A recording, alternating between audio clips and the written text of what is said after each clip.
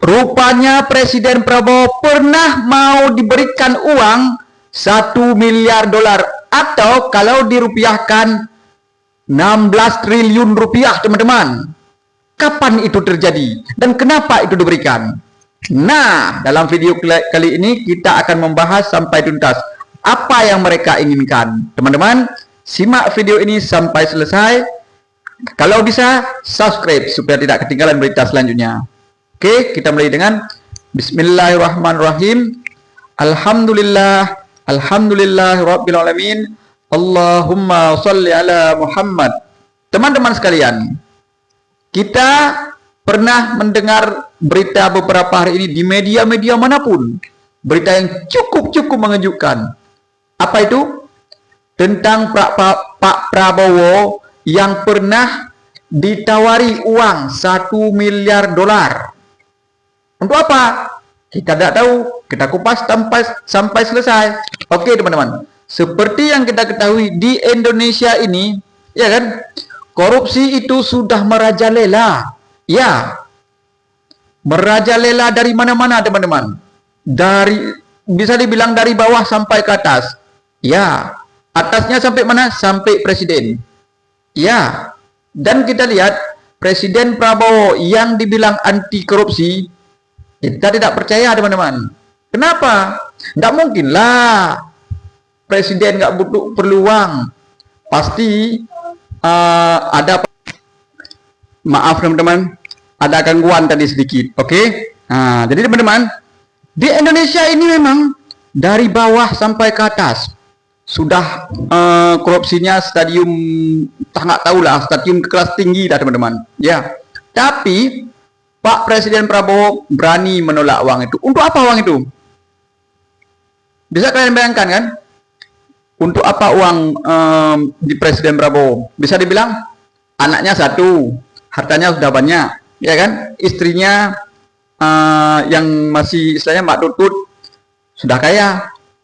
Toh uang nggak dibawa mati, ya kan?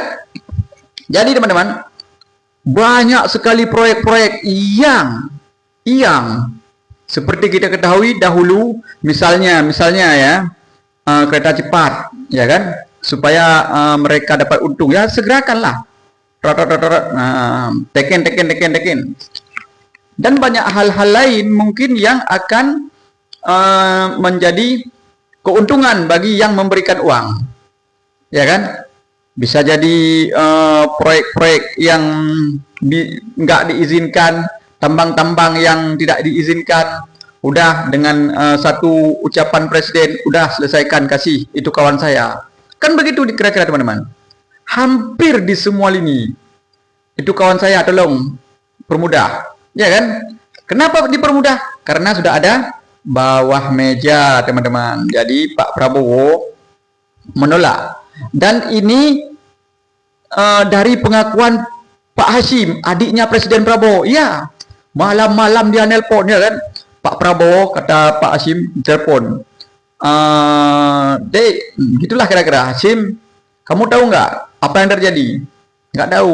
Saya disogok 1 miliar. 1 miliar? Iya, 1 miliar dolar loh. Nah, gitulah kira-kira. Dan beliau nggak menerima. Dan ini menjadi yang luar biasa. Ya, memang belum pernah terjadi di Indonesia presiden-presiden yang mengatakan saya udah mau disogok, nggak mau, ya kan? Apa kalian mau bukti? Hah? Teman-teman, kita bisa melihat dari cara beliau. Dari mana? Beliau sangat anti kepada korupsi dengan menggebrak-gebrak meja anti korupsi. Itu yang pertama. Yang kedua, tokoh yang sangat bukan fenomenal, yang sangat dihero-herokan jadi pahlawan untuk Indonesia. Siapa? Menteri Keuangan Pak Purbaya.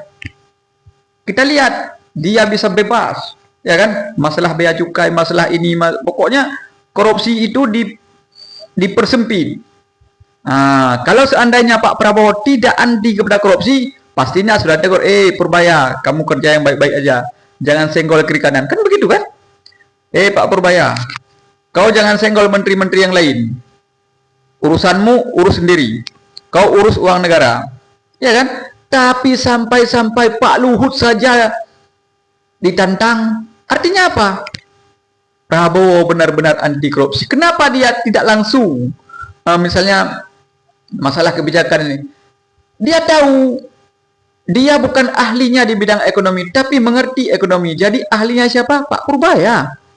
Jadi Pak teman-teman, kalian percaya nggak kalau Pak Presiden Prabowo tidak mau 16 triliun? Yakin nggak? Saya rasa kalian nggak yakin. Tapi ingat teman-teman, ini bisa dilihat dari beliau menungkaskan Purbaya. Dan seringkali ketika berantas korupsi, ya, tapi kenapa juga misalnya yang bisa memberantas korupsi Kapolri, Kejaksaan Agung, Ketua KPK nggak diganti? Memang Ketua KPK belum saatnya. Ingat teman-teman ya, ingat ini, Kapolri punya jasa besar kepada Prabowo. Bisa di dalam tanda kutip Pak Prabowo tidak akan menang seandainya tidak ada pihak-pihak yang membantu. Begitulah kira-kira teman-teman. Bisa, ya kan? Tapi ini sudah terjadi. Pak Prabowo sudah jadi presiden. Dan kita lihat, siapa namanya itu? Wakilnya Mas Gibran. Mas Gibran sengaja sebagai tiket untuk dia menjadi presiden. Ya. Dan kita lihat sekarang fungsinya berkurang. Kenapa? Wajarlah. Ya, bisa dibilang dia kan masih belum mengerti. Masih anak-anak. Belum ada nggak menteri yang masih anak-anak? Nggak ada kan? Jadi dia sangat menghormati menteri-menteri.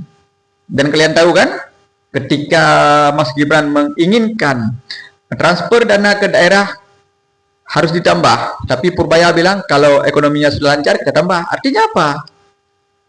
Peran Pak Purbaya karena adanya Presiden Prabowo, dia tidak takluk kepada Wapres Gibran. Jadi teman-teman, kalau menurut saya yakin Pak Presiden pernah ditawari uang besar untuk memudahkan proyek-proyek tertentu, tapi Pak Prabowo langsung menolak. Pendapat kalian boleh tulis di kolom komentar. Percaya atau tidak? Kita lihat ke depan. Oke, saya akhiri. Assalamualaikum warahmatullahi wabarakatuh.